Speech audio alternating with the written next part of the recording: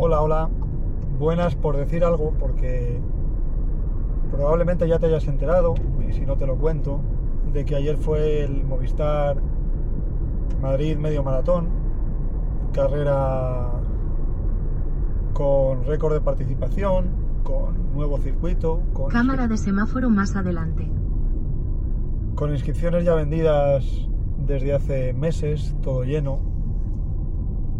Empezaba un abril de muchas carreras y es una de las carreras con más participación de Madrid y de España. Y lo que tenía que haber sido una fiesta acabó en una tragedia porque dos corredores sufrieron una parada cardiorrespiratoria en las inmediaciones de la meta, uno en Cibeles, unos 100-150 metros del arco, otro en Recoletos, justo al lado del arco de meta, y uno de los dos no ha podido contarlo y falleció anoche a consecuencia de esa parada, y el otro está debatiéndose en la UCI, parece que en gravedad. Ha habido algún intercambio de noticias, pero parece que por ahora sigue adelante, no estable, pero sigue de gravedad. Pero bueno, veamos qué ocurre. Mucha gente lo vio, lo vimos. Yo sí que es cierto que no lo vi yo, iba con Vicente corriendo, que me encontré con él en la carrera y acabamos la carrera juntos, nos encontramos en el 11 y al llegar a meta me lo dijo: oye, ¿has visto que estaban atendiendo a un chaval que se había desplomado? Y como tal no lo vi, no sé si a veces intento mirar hacia otro lado o si simplemente no me di cuenta.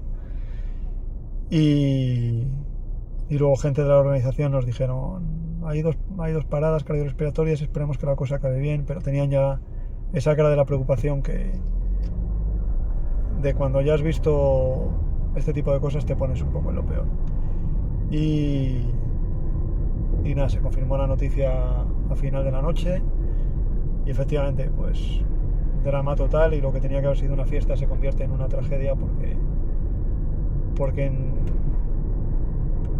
al final uno no espera que en una carrera muera uno de los suyos, y digo uno de los suyos porque al final el miedo que impera en este tipo de cosas es que tú te ves sorprendentemente familiar y cercano con ese compañero que se apuntó a la carrera, la preparó, cogió su dorsal el fin de semana, se puso en la línea de salida y quizá en la meta se exprimió como nos exprimimos todos para conseguir arañarle unos segundos a su marca. Nadie lo sabe, ni es el caso.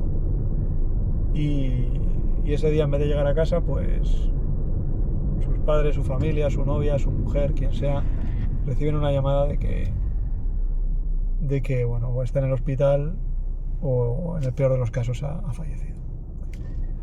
Y aunque la prevalencia es mínima, y estuve consultando datos y hay un estudio francés que señala, se llama RACES, el estudio, que vio la prevalencia de fallecimientos en carreras de medio y de maratón en Francia durante, creo que un periodo de 8 años o de 7 años, y era inferior al 1 por 1000, un 0,20 o una cosa así.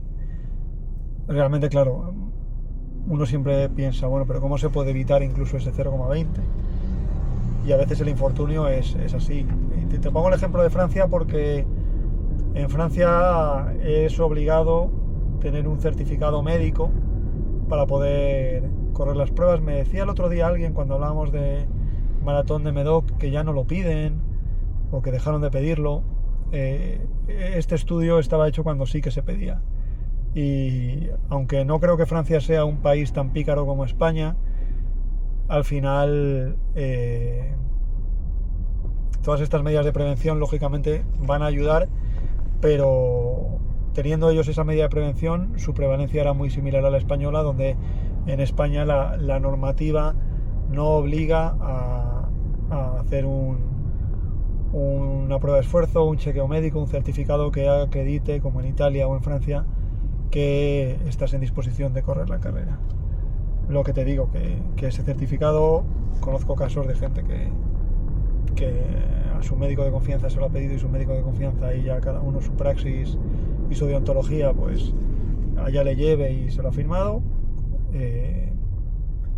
pero no evitaba esa fatalidad, que por supuesto no por tener el salvoconducto y tener ese volante que te permita correr la carrera.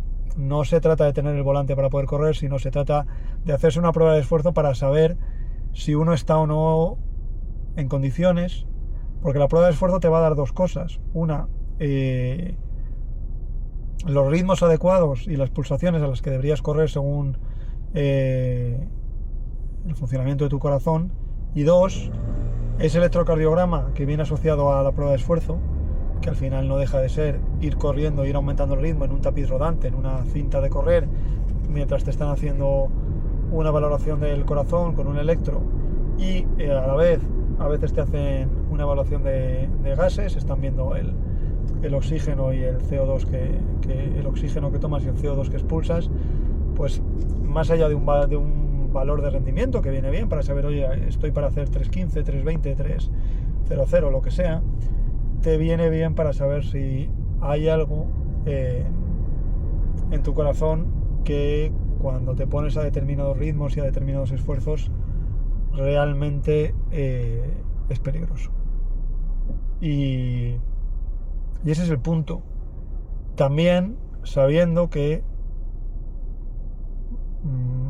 la legislación española, y en esto ya tenemos el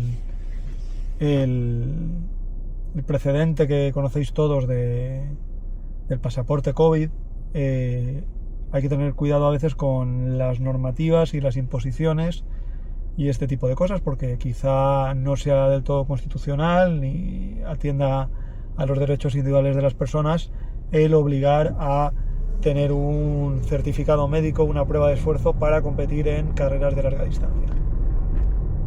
Porque, y lo sé que es por el bien del corredor, pero puede que atente contra la libertad del corredor de querer o no hacerse esa prueba de esfuerzo y de querer o no tomar la salida en la carrera. Todos los organizadores incluyen en su normativa, en sus cláusulas, que el corredor asume y reconoce estar en plenas facultades físicas y que es consciente de que se va a enfrentar a una prueba de largo recorrido y de larga distancia, que lógicamente reconoce haber entrenado lo suficiente para ella. Pero a partir de ahí puedes recomendar, puedes educar, puedes explicar a la gente los beneficios de una prueba de esfuerzo, y más si te vas a hacer un maratón o una media, pero en ningún caso la normativa española pues te permite que sea obligatorio. Y luego ya entramos en el futurible y en la hipótesis, es incluso siendo obligatorio hay grandes indicios por el comportamiento español y la picaresca de que los participantes falsificarían el volante de la prueba de esfuerzo. Y me vas a decir que no, que estoy elucubrando, pero si falsifican dorsales, si se cuelan en los cajones de salida que no corresponden a su ritmo, ¿cómo no van a hacer eso? Y no vamos a entrar en las restricciones del COVID, porque sería un punto político que al final no es el que queremos llegar ahora mismo, o al que queremos llegar, sobre las libertades, sino que, bueno, pues todos conocemos al que hizo un truco, o al que de repente al que se compró un perro simplemente para poder salir a la calle esos días, o empezó a correr. Pero bueno, que es una fatalidad, porque a veces pasa y a veces toca, y estos dos chicos a los que les pasó ayer, de unos 20 y de unos 40 años más o menos, les pasó en el sitio, no hay ningún sitio bueno para que te pase esto, pero en el sitio menos malo para que te pase, porque estás al lado del operativo médico de final de carrera, con lo cual la asistencia es casi inmediata. De hecho, dicen que el que estaba en Cibeles, hay un espectador que es médico, que observa cómo se desploma y que empieza a hacerle la RCP, la reanimación cardiopulmonar, en el momento en el que cae. O sea, no hay una parada de minutos, que ya sabéis que cada minuto que el corazón está parado, la posibilidad de reanimación y de recuperación cada vez es menor, sino que lo atendieron al momento. Había una bicicleta del SAMUR, lo que le llaman el servicio, creo que es Lince, si no es Lince me perdonáis.